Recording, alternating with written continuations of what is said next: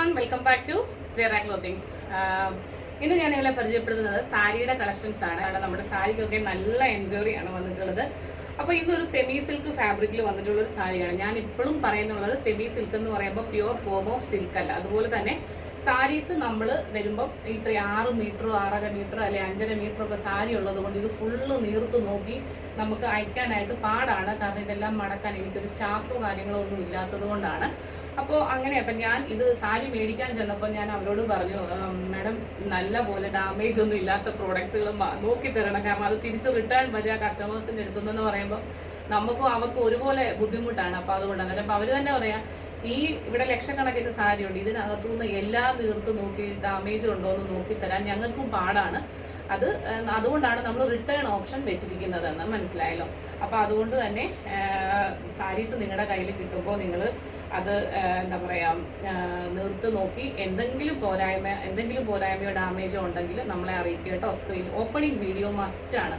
Opening video ഇല്ലാതെ നിങ്ങൾ എന്ത് വീഡിയോ അയച്ചു തന്നാലും നമ്മളത് അക്സെപ്റ്റ് ചെയ്യത്തില്ല. കാരണം നിങ്ങൾ ഓപ്പൺ ചെയ്യുന്ന വിധം അതൊക്കെ നമ്മൾ മാനുഫാക്ചേഴ്സിന് അയച്ചു കൊടുത്താലേ ഈ ഒരു എമൗണ്ട് എനിക്ക് കിട്ടത്തുള്ളൂ.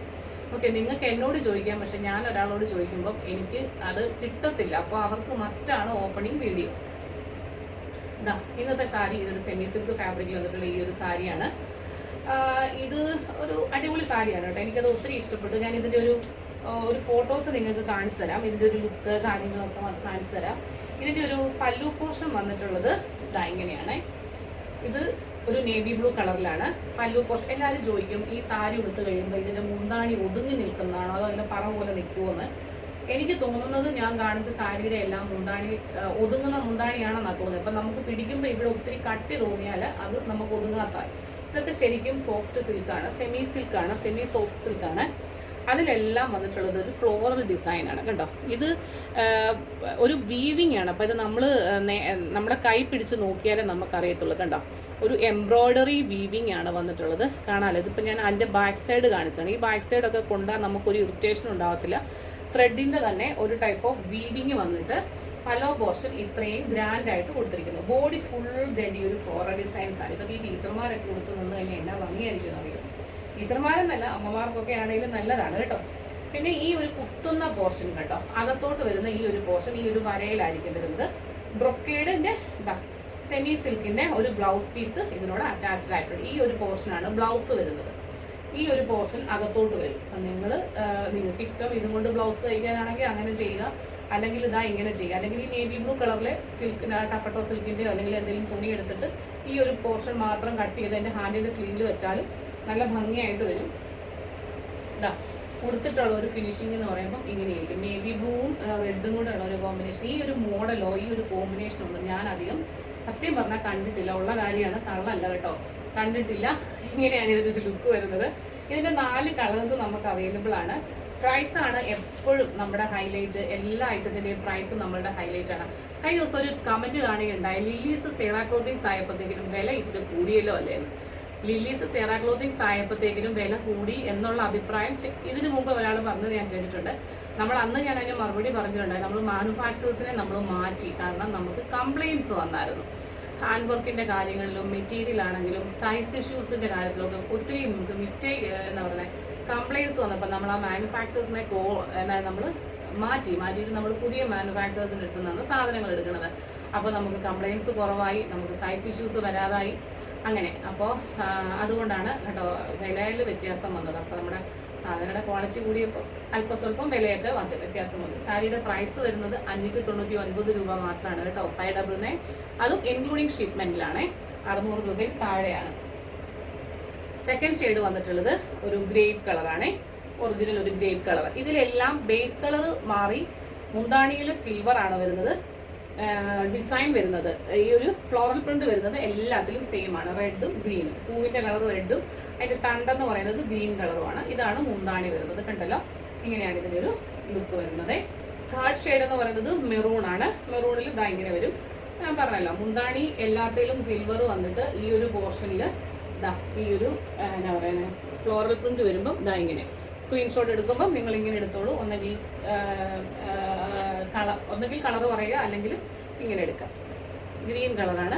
എല്ലാത്തിൻ്റെയും ബോഡി പോർഷൻ ഫുള്ള് കണ്ടി ഒരു ഇത് വരും. അകത്തോട്ട് കുത്തുന്ന സ്ഥലത്ത് ലൈൻസ് വരും.